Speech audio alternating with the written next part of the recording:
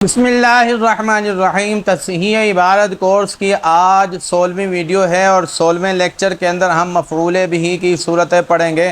مفعول بہ کا استعمال بھی کلام میں بہت ہوتا ہے۔ منصوبات کتنے ہیں جی؟ 12 منصوبات ہیں، ان میں 5 مفعول ہیں۔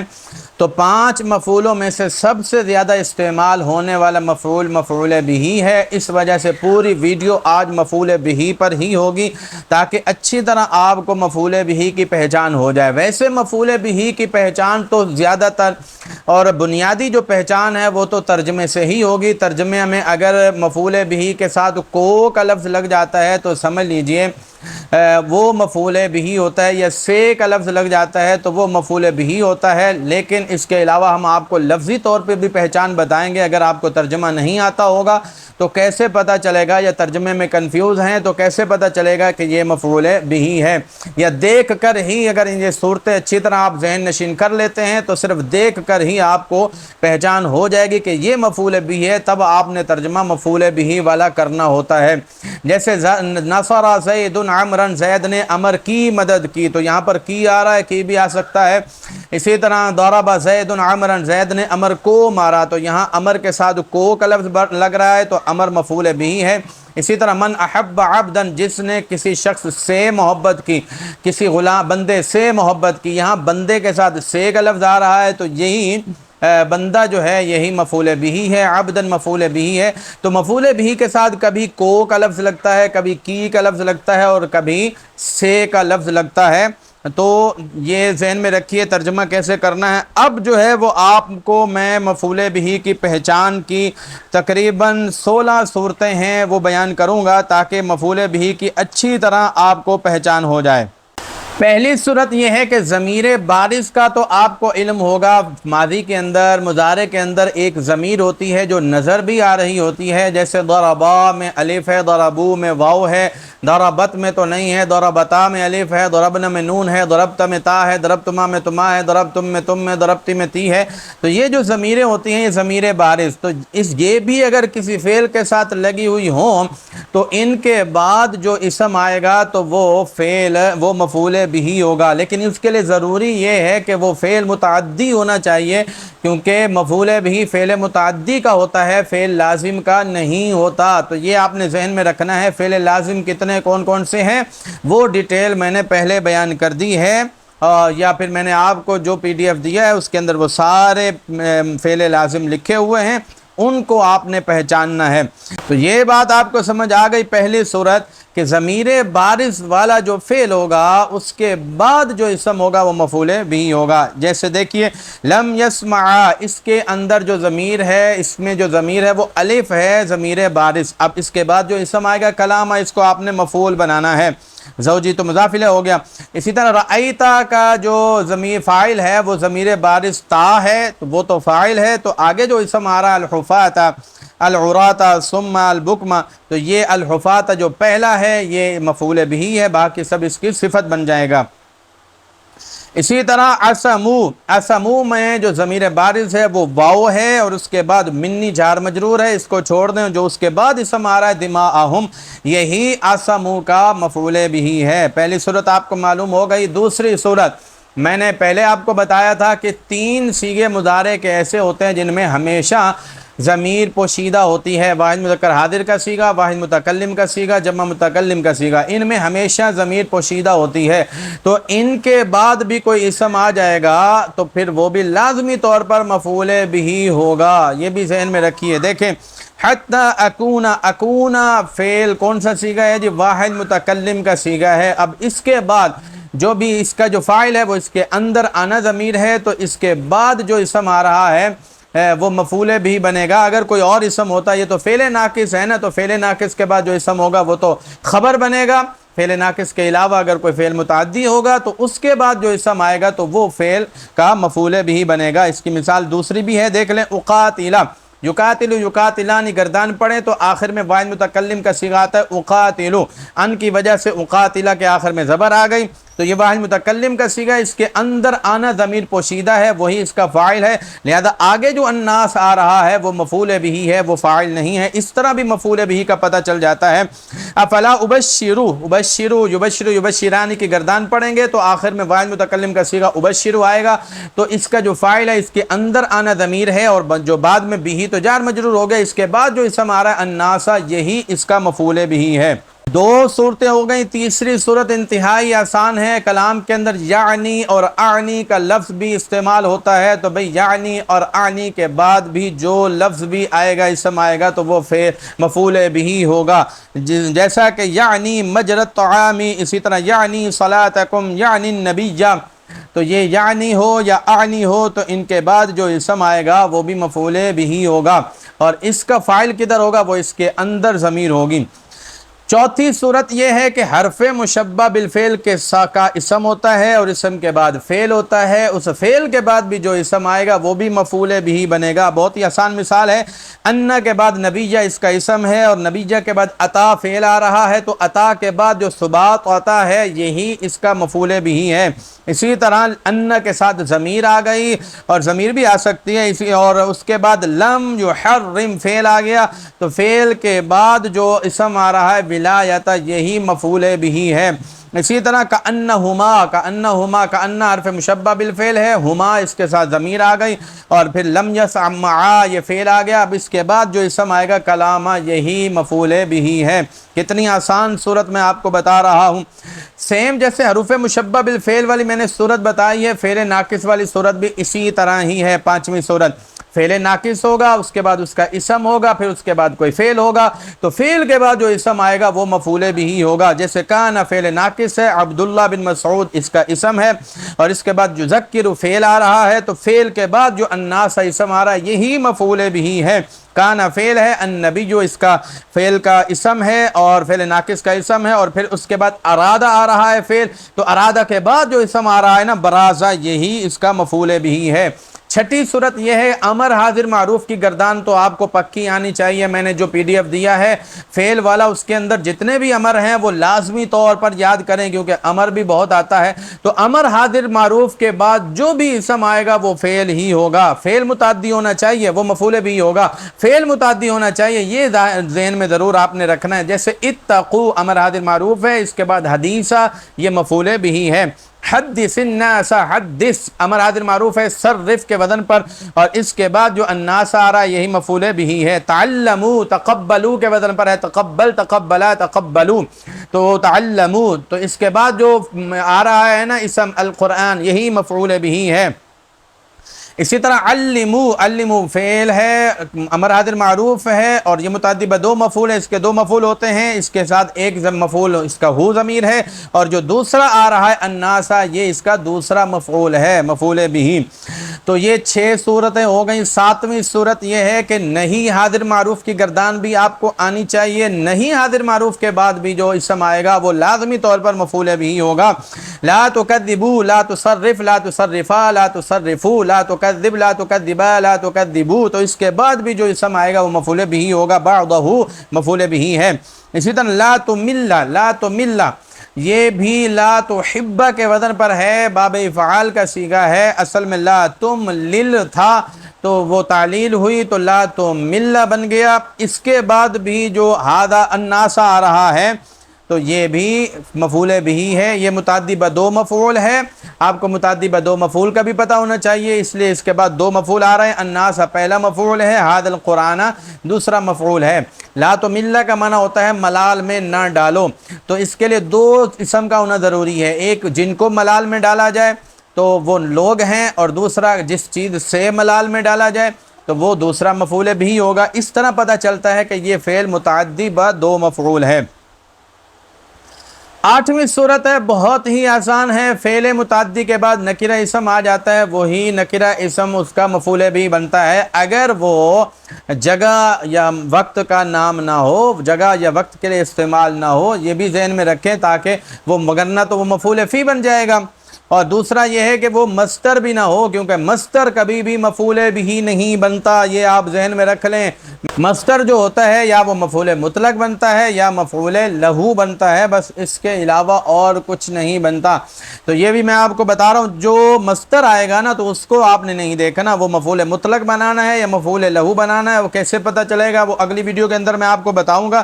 تو فعل کے بعد اگر نکرہ اسم آ جائے وہی اس کا مفعول بھی بنے گا۔ ستر فعل ہے چھپانا، چھپانے کے لیے چھپانے والا بھی ہوگا، اور کوئی ایسا بندہ بھی ہو جس کو چھپایا جائے یا کوئی بھی ایسی چیز ہو جس کو چھپایا جائے، تو اس سے پتہ چل رہا ہے کہ یہ فعل متعدی ہے۔ تو اس کے بعد مسلماً نکرہ ہے تو اس کو آپ نے مفعول بھی بنانا ہے۔ اسی طرح لا یجدون، لا یجدون نہیں پاتا، یجدون معنی ہوتا ہے پانا، اور پانا بھی فعل متعدی ہے، اس کے لیے پانے والا بھی ہو اور کوئی چیز بھی ہو جس کو پائے، تو ایسی صورت میں یہ فعل متعدی ہے۔ اس کے بعد احدن جو آ رہا ہے تو یہ فعل متعدی کا مفعول بھی ہے۔ آگے بھی وجدہ آ رہا ہے تو یہ بھی وجدہ کے بعد احدکم معرفہ آ رہا ہے، یہ فاعل بن جائے گا، اور بطنہ فی بطنہ جار مجرور ہے، اس کو چھوڑ دیں۔ شیئن جو نکرہ اسم آ رہا ہے یہی مفعول بھی ہے۔ اس سے آپ کو یہ بھی اندازہ ہو گیا ہوگا کہ فعل اور مفعول کے درمیان کبھی کبھی فاعل یا جار مجرور بھی آ جاتا ہے، تو آپ نے جار مجرور وغیرہ اس کو چھوڑ دینا ہے، بعد میں جو نکرہ آئے گا اسی کو مفعول بھی بنانا ہے۔ 8 صورتیں ہو گئی ہیں، اور 9ویں صورت یہ ہے کہ مفعول بھی یعنی اسم کی شکل ہی بتاتی ہے کہ وہ مفعول بھی ہے۔ جی ہاں، اسم کی شکل بتاتی ہے کہ وہ مفعول بھی ہے، لیکن ایسے کچھ ہی اسم ہوتے ہیں، ہر اسم کی شکل نہیں بتاتی۔ مثال کے طور پر تثنیہ ہے، فعل کے بعد اگر تثنیہ یا نون کے ساتھ آ جائے تو پکی بات ہے کہ وہ تثنیہ ہے۔ اسی طرح جمع مذکر سالم ہے، فعل کے بعد اگر جمع مذکر سالم یا نون کے ساتھ آ جائے پکی بات ہے کہ وہ کیا ہے، مفعول بھی ہے۔ اسی طرح گنتی کے جو لفظ ہیں، دہائیاں ہیں، 20 30 40 50 60 70 80 90 یہ جو دہائیاں ہیں یہ بھی اگر یا نون کے ساتھ آ جائیں 30 40 50 60 70 80 90 تو یہ آ جائے نا فعل کے بعد پکی بات ہے، یہ بھی مفعول بھی ہوتے ہیں۔ اسی طرح الی آ جائے تو وہ بھی مفعول بھی ہوتا ہے، زی آ جائے وہ بھی مفعول بھی ہوتا ہے، اور اسی طرح اسماء ستہ مکبرہ الف کے ساتھ آ جائیں، الف کے ساتھ جیسے ابن ہے نا تو ابا آ جائے، اخن ہے تو اخا آ جائے، حمن ہے تو ہما آ جائے، ہنون ہے تو ہنا آ جائے، فمن ہے تو فا آ جائے۔ فمن جو ہوتا ہے نا وہ فا کے ساتھ آتا ہے، یعنی میم اس کا نہیں آتا، جب وہ مضاف ہوتا ہے تو میم نہیں پڑھا جاتا، تو فا آ جائے تو یہ بھی کیا ہوگا، فعل متعدی کا مفعول بھی ہوگا۔ تو اس کی شکل ہی بتاتی ہے کہ یہ فعل متعدی ہے۔ تو دیکھیں اس کا بھی آپ کو اسی طرح کلیہما یہ بھی آ جائے تو یہ فعل متعدی کی، یہ تو ویسے تاکید کے طور پر استعمال ہوتا ہے۔ اسنان اسنتین، تو اسنان اور اسنتین اگر اسنین آ جائے اسنتین آ جائے فعل کے بعد تو پکی بات ہے وہ بھی مفعول بھی ہیں۔ تو بھئی یہ تو 9ویں صورت ہو گئی۔ اب دیکھیے من سلبت کریمتیہ، کریمتیہ یہ تثنیہ ہے، اصل میں تھا کریمتین، تو وہ ہا لگ گئی نا، جب اس کے ساتھ ہا لگ جاتی ہے تو وہ جو نون ہوتا ہے تثنیہ کا اس کو ہٹا دیا جاتا ہے، تو اس کو ہٹا دیا تو یہ اصل میں کریمتین تھا۔ اسی طرح تو یہ فعل کے بعد آ گیا تو مفعول بھی ہے، پکی بات ہے۔ یا نون کے ساتھ ہے نا، یا نون کدھر گیا تو میں نے آپ کو بتا دیا نون کدھر گیا۔ اسی طرح یحب فعل ہے، اس کے بعد مطہرین یہ جمع مذکر سالم ہے اور یا نون کے ساتھ ہے، جمع مذکر سالم یا نون کے ساتھ ہو تو مفعول بھی ہوتا ہے۔ اسی طرح حافظہ فعل ہے، اس کے بعد اربعین گنتی کا لفظ ہے، ایک دہائی کا لفظ ہے، تو یہ آ گیا نا اربعین، اربعین تو یہ مفعول بھی ہے۔ اور اربعین کے بعد ہمیشہ جو اسم آتا ہے وہ منصوب، نکرہ منصوب ہوتا ہے حدیثاً، اس کو تمییز بولتے ہیں، تمییز کی بات بھی اگلی ویڈیو کے اندر آ رہی ہے۔ اسی طرح دیکھیں ان یؤتو، یہ یؤتو فعل ہے، اس کے بعد الی آ رہا ہے، تو الی میں نے آپ کو بتایا تھا کہ اگر فعل کے بعد آ جائے پکی بات ہے وہ بھی مفعول بھی ہوگا۔ 9ویں صورت آپ کو معلوم ہو گئی ہوگی مفعول بھی کی، یعنی اسم کی شکل ہی بتاتی ہے کہ وہ مفعول بھی ہے۔ 10ویں صورت بھی بہت آسان ہے بھئی، حرف ندا کے بعد یا حیا اے حمزہ مفتوحہ یہ حرف ندا ہیں، ان کے بعد اگر کوئی مضاف آ جائے تو پکی بات ہے وہ مفعول بھی ہی ہوگا، جو اس کو منادا کہیں گے، اور وہ منادا مفعول بھی ہی ہوتا ہے، ذہن میں رکھیے، کیونکہ یا جو ہے نا وہ ادعو کی جگہ آتی ہے، اور ادعو فعل ہے اور اس کے اندر آنا ضمیر فاعل ہے، تو یا کے بعد جو اسم ہوتا ہے وہ ادعو کا مفعول بھی بنتا ہے۔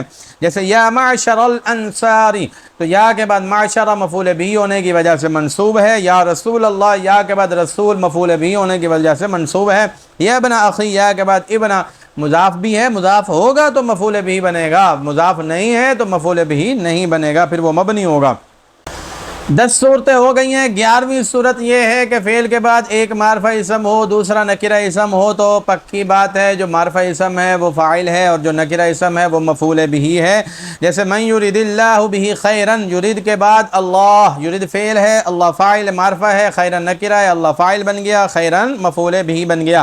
اسی طرح آتا فعل ہے اور اس کے بعد اللہ آ گیا معرفہ، مالا نکرہ، اللہ فاعل بن گیا اور مالا مفعول بھی بن گیا۔ آتا جو ہے نا متعدی بدو مفعول ہے۔ متعدی کی میں آپ کو متعدی بدو مفعول کی ایک پہچان یہاں پر آپ کو بتا دوں کہ اگر نصر ینصر، ضرب یضرب، کرم یکرم، سمع یسمع، حسب یحسب، کرم یکرم کو چھوڑ کر حسب یحسب اور سمع یسمع، یہ جو 5 باب ہیں، تو یہ جو 5 باب ہیں ان میں سے کوئی بھی کسی بھی باب سے تعلق رکھنے والا جو مصدر ہے جب وہ باب افعال کے وزن پر آ جاتا ہے یا تفعیل کے وزن پر آ جاتا ہے تو پھر وہ متعدی بدو مفعول بن جاتا ہے، یہ ذہن میں رکھیے۔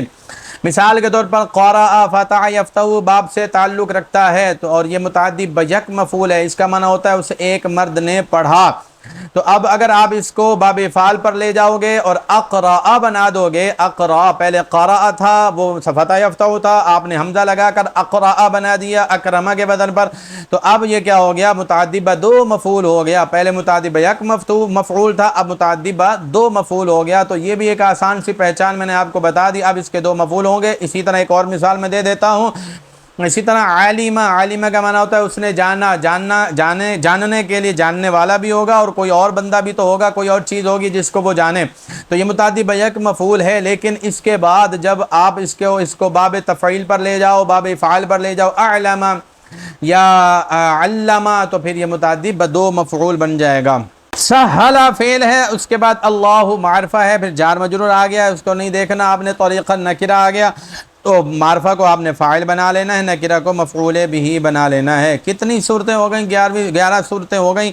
12ویں صورت یہ ہے کہ فعل کے بعد کوئی اسم آ جاتا ہے اور وہ جو اسم ہے اس میں اور فعل میں مطابقت نہیں ہے۔ مطابقت کا مطلب یہ ہوتا ہے وہ مذکر ہے، فعل مؤنث ہے، یا وہ مؤنث ہے، فعل مذکر ہے، تو مطابقت تو نہ ہوئی جس کی وجہ سے ہمیں پتہ چل جاتا ہے وہ فاعل تو بن نہیں سکتا۔ جب فاعل نہیں بن سکتا تو مفعول بھی آپ نے بنانا ہے۔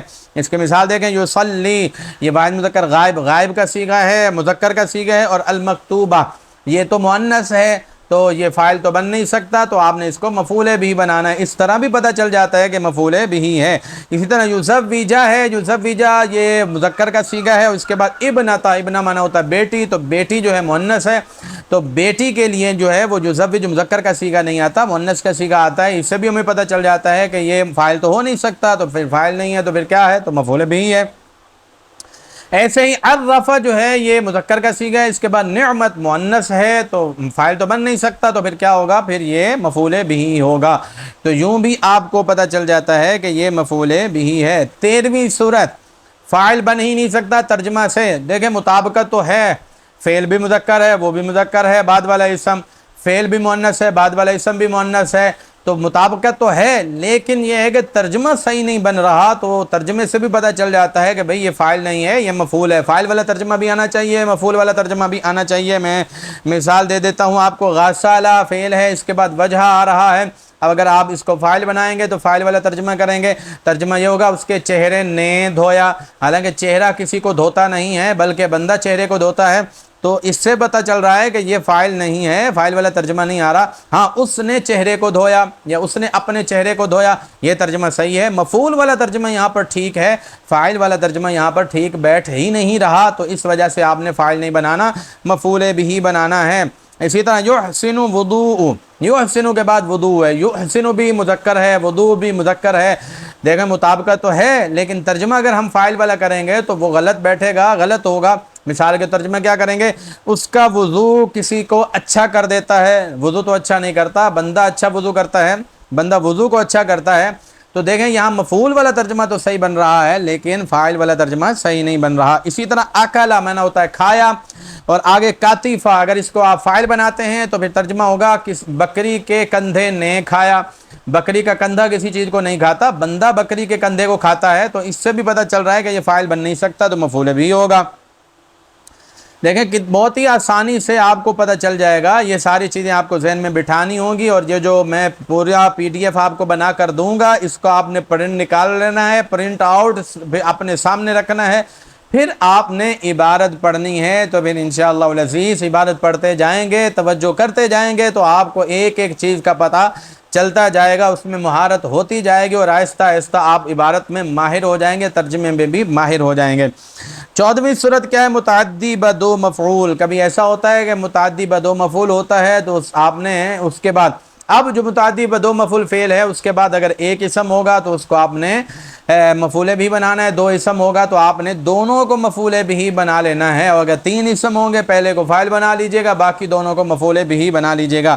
متعدی بدو مفعول کا کیسے پتہ چلتا ہے؟ میں نے ایک مثال دے دی ہے، اور ایک لفظ میں دو تین لفظ یہاں پر آ رہے ہیں، وہ بھی میں آپ کو بتا دیتا ہوں، جیسے جعل یجعل، یہ متعدی بدو مفعول ہے، تو اس کے آگے دو مفعول ہونے چاہیے، لیکن آگے تو مباشراً ایک ہی اسم آ رہا ہے، اور اس کے بعد للعقد جار مجرور ہے، لاتحاد المجلس جار مجرور ہے، تو پھر ایک اور تو اسم آ نہیں رہا، تو پھر اس کا دوسرا مفعول کہاں گیا؟ تو بھائی اس کا جو دوسرا مفعول ہے وہ اس کے اندر وہ نائب فعل بن گیا ہے، کیونکہ نائب فعل ہمیشہ مفعول ہی بنتا ہے، تو وہ نائب فعل بن گیا ہے، اور وہ نائب فعل اس کے اندر ہوا ضمیر ہے، تو ایک مفعول وہ ہو گیا اور ایک مفعول مباشراً ہو گیا۔ علم متعدی بدو مفعول ہے، دیکھیں اس کے ساتھ ہو ضمیر ایک مفعول ہو گیا، آگے اس کے ساتھ وضو ہوا دوسرا مفعول ہو گیا۔ اب اگر آپ اس کو فاعل بنا لیتے ہو تو پھر مفعول کس کو بناؤ گے؟ اس کے دو مفعول تو چاہیے نا، تو دوسرا مفعول کس کو بناؤ گے؟ اسی طرح دیکھیں اعطی، تو دینے کے لیے ضروری ہے کہ کسی نہ کسی کو دیا جائے، اور یہ بھی ضروری ہے کہ کوئی چیز ہو تو دی جائے، تو اگر ان دونوں میں سے کوئی چیز بھی نہ ہوگی تو پھر وہ دینا کیسے کہلائے گا؟ تو دینے کے لیے ایک تو دینے والا ہوگا، وہ تو فاعل بن جائے گا، اور جس کو دے رہا ہے وہ مفعول ایک بن جائے گا، اور جو چیز دے رہا ہے وہ دوسرا مفعول بن جائے گا۔ تو دیکھیں یہ متعدی بدو مفعول ہے، تو اس کے بعد دو اسم آئیں گے تو دونوں کو مفعول پڑھنا ہے۔ آتی کے بعد السوا کا ہے، اس کو بھی آپ نے مفعول بنانا ہے، اکبر ہے، اس کو بھی آپ نے مفعول بنانا ہے، دونوں مفعول بن گئے۔ لیکن اس سے بھی پتہ چل جاتا ہے کہ یہ مفعول بھی ہے۔ من کے بعد 15ویں صورت بہت ہی آسان ہے، من کے بعد فعل ہوتا ہے متعدی ہوگا، فعل متعدی کا ہی مفعول ہوگا، دوسرے کا مفعول بھی نہیں ہوگا فعل لازم کا۔ تو من کے بعد اگر فعل آ جائے اور فعل کے بعد جو بھی اسم ہوگا اس کو آپ نے پکی بات ہے مفعول بھی بنانا ہے۔ من احب عبدا، من کے بعد احب فعل ہے، اس کے بعد عبدا آ گیا، مفعول بھی ہو گیا۔ من کے بعد جاہد فعل ہے، جاہدہ کے بعد جو ہے وہ نفسہ آ گیا، اس کو مفعول بھی بنانا ہے۔ تو یہ کتنی صورتیں ہو گئیں؟ 15 صورتیں ہو گئیں۔ 16ویں صورت یہ ہے، اسم موصول کے بعد جو فعل ہوگا، فعل کے بعد جو اسم ہوگا مفعول بھی ہوگا۔ اسی طرح اسم موصول کے ساتھ ہم ضمیر بھی ایڈ کر دیتے ہیں، ضمیر کے بعد فعل ہوگا، فعل کے بعد جو اسم ہوگا وہ بھی مفعول بھی بنے گا۔ دیکھیے الذی اسم موصول ہے، اس کے بعد اذهب اکرم کے وزن پر فعل ہے، اور اس کے بعد انی تو جار مجرور ہے، اس کو چھوڑ دیں، الاذی آ رہا ہے تو اس کو آپ نے مفعول بھی بنانا ہے، مفعول بھی والا ترجمہ کرنا ہے۔ اسی طرح ہوا ضمیر مرفوع منفصل ہے، اور اس کے بعد یطلب فعل آ رہا ہے، اور فعل کے بعد العلم جو اسم آ رہا ہے اس کو آپ نے مفعول بھی بنانا ہے۔ بہت ہی آسان پہچان تھی مفعول بھی کی، آج ہم نے آپ کو پہچان بتا دی، اور 16 صورتیں بتائی ہیں۔ بہت استعمال ہوتا ہے مفعول بھی کا، اور امید ہے ایک ایک چیز کر کے آپ نے جو ہے نا مہارت حاصل کرنی ہے۔ اگر آپ پورا جو پرنٹ ہے نا اس PDF کا پورا پرنٹ آؤٹ کروا کے آپ سامنے رکھو گے اور ساری چیزیں دیکھتے چلے جاؤ گے تو آپ کو عبارت آپ کی حل نہیں ہوگی۔ آپ نے پہلے فاعل پہچاننا ہے، نائب فاعل پہچاننا ہے، پھر مبتدا خبر پہچاننا ہے، پھر مفعول بھی پہچاننا ہے۔ جب اچھی طرح مفعول بھی کی پہچان ہو جائے، پھر فاعل نائب فاعل پہچانے، فاعل نائب فاعل کی اچھی طرح پہچان ہو جائے، پھر آپ مبتدا خبر کو دیکھو، مبتدا خبر کی اچھی طرح پہچان ہو جائے، پھر فعل ناقص کو دیکھو، ایک ایک چیز کو آپ نے دیکھنا ہے اور اس کی اچھی طرح پہچان ہو جائے، پھر آپ نے آگے چلنا ہے۔ تو اس طرح جو ہے نا وہ آپ کی عبارت درست ہوگی اور آپ کے لیے آسانی بھی ہوگی، جبکہ اتنے ساری چیزیں ایک ساتھ آپ کو پیش نظر رکھنا آپ کے لیے مشکل ہو جائے گا۔ اللہ تعالیٰ سے دعا ہے دین کی سربلندی کے لیے علم نافع حاصل کرنے کی توفیق عطا فرمائے۔